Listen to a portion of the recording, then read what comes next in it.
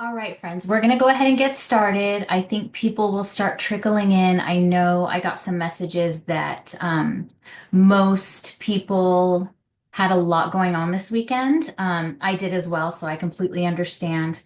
We've got fires going on here in California, people evacuating, so there is quite a bit going on. So this is being recorded, so anybody that needs to refer back to it or anyone that trickles in later you can go ahead and review that. So for this week, we are coming up on week 4, the final week of our clean eating challenge, and everyone's been doing wonderful, absolutely wonderful. I'm so incredibly proud of each and every one of you. I know this hasn't been easy. I get messages here and there, a lot of questions, which is great. And I think so many people just don't really know what clean eating is. So you all have changed that. Every one of you on this program these past 4 weeks really understands what whole foods and clean eating is. So that's great because trust me, the majority of the population does not know. So for this week, we have a new challenge. And as you know, when we incorporate a new challenge, we still continue to incorporate the previous challenges as well. So you're still pushing to get that 64 ounces of water in. You're still pushing to get a variety of vegetables onto at least 1, 2, 3 of your meals. But this week, what we want to incorporate is eating the rainbow. So I know you all have heard that before. And for some of you that follow me on social media, I post a lot of eat the rainbow foods and salads because I really do believe in it 100%.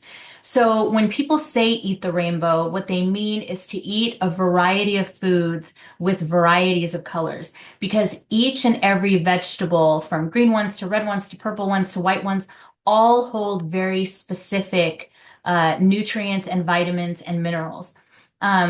So what they all have in common is they all contain phytonutrients. So, and some people call them phytochemicals, which that can be a little bit scary when people are like, oh yeah, there's phytochemicals in that. That's not really something to be afraid of, which is why I prefer to say phytonutrients. So it's just the substances that naturally occur in those plant foods for fruits and vegetables. Also beans, there's red beans, black beans, but they give them their color. And they also provide their higher levels of nutrients that contain antioxidants. And what the antioxidants do is they protect your body from free radicals and from damaging your cells. So, oh, we have somebody on here. So there probably won't be a lot of people today. I got a lot of messages that a lot of people couldn't make it, which is fine. Some of us have fires, we're evacuating, whatever the case may be, but this is being recorded. So anytime you can go back to YouTube and check it out. So we're talking about this week is coming on to our new challenge for week 4, which is getting colorful foods, eating the rainbow. So in your guide, you have a few examples of foods and what types of phytonutrients they contain. So let me open mine so I can take a look at what you're looking at in your guide. Okay. So, all right. So, for example, red vegetables and fruit, pomegranate, tomatoes, red peppers, strawberries. The benefits of those are heart health and they're anti-cancerous. There's a lot more, but these are brief descriptions that are in your. So, what I encourage you to do is, I encourage you when you get a chance, when you're bored, when you're on your phone at night, to do some research on what phytonutrients are in the foods that you like to eat, especially if you're going to start incorporating those into your diet. So, if you love carrots, carrots are your favorite vegetable, you've been roasting them, you've been shredding them, putting them in your salad, you've been making more foods with them, look up the health benefits of eating orange foods. So, for example, orange foods benefit your eyes. I'm sure your mom and dad probably told you growing up, eat carrots, they're good for your eyes. They probably didn't even know why they're good for your eyes, but they absolutely are. They're also good for your heart health, which all of the vegetables and fruits literally are good for your heart. But they're also anti-inflammatory. So carrots and most of the fruits and vegetables are not the kind that are going to make you bloated, that are not going to cause inflammation in your gut. They're actually going to be anti-inflammatory. That's what makes those types of fruits and vegetables great snacks. They're loaded with vitamin C, vitamin A, oranges, tangerines. So this how it relates to clean eating is all of the fruits and vegetables that are colored are all clean foods. They're all clean whole foods. But we don't incorporate enough of them into our diet. And I have to say, in reviewing everybody's food logs, including not just people who are on my clean eating challenge right now, but people who I am private coaching individually, they struggle to get all of the colorful vegetables and fruits in there. So that is going to be a challenge for this upcoming week, is to try and incorporate those. And again, you just want to make sure they fit in your macros, they fit in your calories. But when you move on from this program, or you have reached your goal, or you're somebody who wanted to do this program but didn't necessarily need to lose weight, you don't have to worry so much about the macros and the calories. Just what you need to be concerned about is knowing your BMR, knowing that you're getting the right amount of foods to remain healthy and maintain your weight. And by incorporating these types of foods, you're rarely going to overeat. I promise you're not going to gain fat by eating an overabundance of colorful fruits and veggies. That's just not going to happen. It is extremely difficult to overeat and binge on things like fruits and vegetables. So don't be afraid of them. If you like grapes, incorporate grapes this week. If you love eggplant, incorporate eggplants. Buy a plum, buy peaches and raspberries. And if there's fruits and vegetables that you've been sticking to, change them out. Tell yourself, well, normally I eat, cabbage, broccoli, and tomatoes, but change those out. Do three completely different ones of a different color, or I'm going to do an orange, I'm going to do a red, and I'm going to incorporate something purple. This is going to open up your world and your daily dietary variety to all new vitamins, minerals, and nutrients, and these phytonutrients that are so important. And one of the things that's great about phytonutrients is it can't be replicated. So you can't get a fake version of a phytonutrient. You can only get them from these things. So that is why it's a great benefit to incorporate them. So if you really want to go head on with this next challenge, really open yourself up to different colorful fruits and vegetables. And you can look on my Instagram as well. I have tons of photos of colorful fruits and vegetables. And this is the reason why, because they're so incredibly beneficial. And let me tell you another reason why. I have my notes here. So the antioxidants that are in colorful fruits and vegetables, in addition to fighting or for that, getting caught up on my words, they fight free radicals that can damage your cells. In addition to that, they prevent disease, especially heart disease. They help you manage your weight because, again, you're not going to overeat and eat an abundance of calories daily. And even if you did, trust me, the calories in fruits and vegetables are nothing like the calories in pizza and potato chips. They also strengthen your immune system because they're loaded with, like I said, vitamin C, but also vitamin K, vitamin D, vitamin E, so many different vitamins that you need to build a strong, strong immune system. They also boost your mental well-being because there are specific colors that very specifically improve our mental health. They're mood boosting foods. I know you've probably heard that term before, or if not, now you've heard it. Mood boosting foods. There are absolutely foods that boost your mood and improve your mental well-being. And the ones that contain phytonutrients and colorful fruits and vegetables are absolutely those ones. And they support your digestive health. And for me, that's probably one of the most important things because the majority of the population right now is suffering from so many digestive issues. I not only have people coming to me with these issues, but the physicians I've worked for, the gastroenterologists, are like, for the past 10 years, we've never seen this number of people with digestive issues. And it's not just a health issue, it's a nutrition issue. It's also a stress issue. And it's an issue of not preventing these diseases before they even happen. We have been eating what we want. We've been in chronic stress and we don't get enough sleep. We're in hustle mode, survival mode. And then before we know it, we're at the doctor and they're telling us, well, you have IBS or you have Crohn's or you have ulcerative colitis, whatever the case may be. And incorporating all of these things that you've been incorporating for the past 4 weeks are really going to help you avoid all of these issues later and other chronic diseases. So that is super, super, super important to incorporate these. So like usual, you can always reach out to me if you're having trouble incorporating these, but you have a pretty good idea now of what foods you enjoy, what foods you're okay with trying, how to cook these foods, how to plan them. But now this upcoming week, you will just open your palette to more color. So I definitely encourage that. If you have any questions, go ahead and put them in the chat. Let me see if my chat is working at the moment. Yes, there it is. Okay. All right. So the next challenge, because every week you have two, but this one isn't as, it's just a little bit different. So challenge 2 is to set your goals. So we talked a little bit about this last week, but I really want everybody to start thinking about where they want to go from here. Even if you are not going to continue to work with me.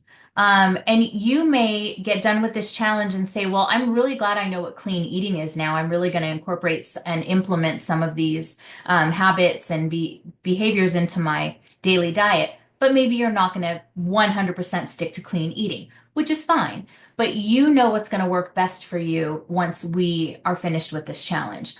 But what I want you to start thinking is about what you want to accomplish after this, where you want to go from here.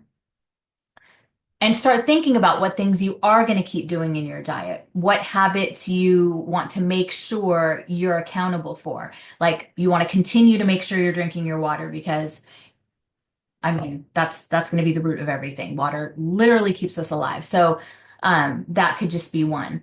Or you may decide that, well, I've lost a little bit of weight on this program because some of you have really, really, really dropped some pounds. And for some of you, that wasn't even initially the goal. But if you want to do that going forward, we can do that together. Absolutely. There's no reason that if you want to lose fat or reach a specific goal, that we can't do that together. That's exactly what I do. But you start thinking about where you want to go from here. And the reason for that is because, so in your guide, it says, if you fail to plan, you plan to fail. And that rings very true. And I'm sure some of you have heard that probably your whole life. But it's very true. And even the smallest goals are going to make a difference of how you live your life after this. So for some of you, going back to the way you ate before isn't a problem. For some of you, you ate what you wanted, but you still were fairly mindful and you love fruits and vegetables. You're not really big on junk food or fast food. So, you just kind of been doing what works for you and what you enjoy, but still incorporating some healthy habits. And maybe you go back to that and that's fine. But for some who really felt like their eating habits were doing them a disservice before they joined this challenge, I really want you specifically to think about what you want after this challenge. Because if those habits weren't serving you, they're not going to continue to serve you after this program. And just because we're not working together doesn't mean I don't care. I have had thousands of clients over the years, and I genuinely still care about each and every one of them. And I care about your health as well. And that's why I do what I do. But it is difficult when the individual does not want to do it. They know they need to, they know they should, and they know they want to, but they don't put in the work. There's nothing I can do at that point. I can send emails and give little nudges here and there, but I can't, say, no, you're doing this. You have to. It just doesn't work. That it. Plus, I would die. I could not say that to somebody. I could never. So you have to want it, but I really want you to want it. I want you to do better going forward and implement the things that you've learned. And maybe that doesn't mean clean eating, but maybe you're mindful of your calories. Maybe you tell yourself, I'm just going to eat at home. I'm not going to necessarily, be on a diet. I'm not going to watch my carbs or calories, but I really am going to just eat what I want, but I'm going to eat at home. I'm going to make my own food. I'm not going to go through a drive-through. So all of these goals are okay. Any goal you set for yourself is fine. I just don't want you to go into the weeks, days, months, years after this doing absolutely nothing and continuing to eat mindlessly. That's what I don't want. So start thinking about what is attainable for you. Even if you put it in your notes app in your phone, or if you do journal, just write it down somewhere. Because what you're doing is ideally you're manifesting it. You're putting it out into the universe. You're putting it on paper. You're putting it in your phone. It's not just a thought that's going to fly out of your head as soon as you have something else to do. Really put it out there into the world, because that also shows you that that is what you want. But when I ask you in the future, you're going to be able to tell me because you have it written down. So start thinking about the outcome goals that you want that are going to benefit your health, because none of us are getting younger. None of us are getting healthier unless we put in the work. And the time is passing anyway. And we don't know what's going on in America. It's kind of all over the place. So as women, and men too, but more so as women, because we have so many other issues. We have menopause, we have thyroid issues, we have so many things going on with us that we really need to take control of. So I encourage you so much to just start thinking about what you want those goals to be, even if they're small. I'm going to make sure I get X amount of water every single day. Whatever the case may be, start thinking about. And I also want you to think about, because I've already had people ask me about weight loss. So how I want you to approach the goal of weight loss is to really start thinking about the other goals that go along with the weight loss. So if you are over 200 pounds and you say, well, I want to get to 145, well, just throwing a number out. We don't want to look at big goals. We want a lot of little goals. So let's say your very first goal is to change your eating habits and stay within your macros. We do that first. The weight is going to come off if you do that. So then your next goal, oh my gosh, I've lost 15 pounds. This is amazing. Okay, your next goal is to get under X amount of pounds. My next goal is there's some stairs at work that by the time I get to the top of these stairs, I am just winded. Your goal is to get to where you are not winded at the end of those stairs. Or a pair of pants. There's a pair of pants I bought 2 years ago. I can't bear to get rid of them. I really want to fit into them and I know I can.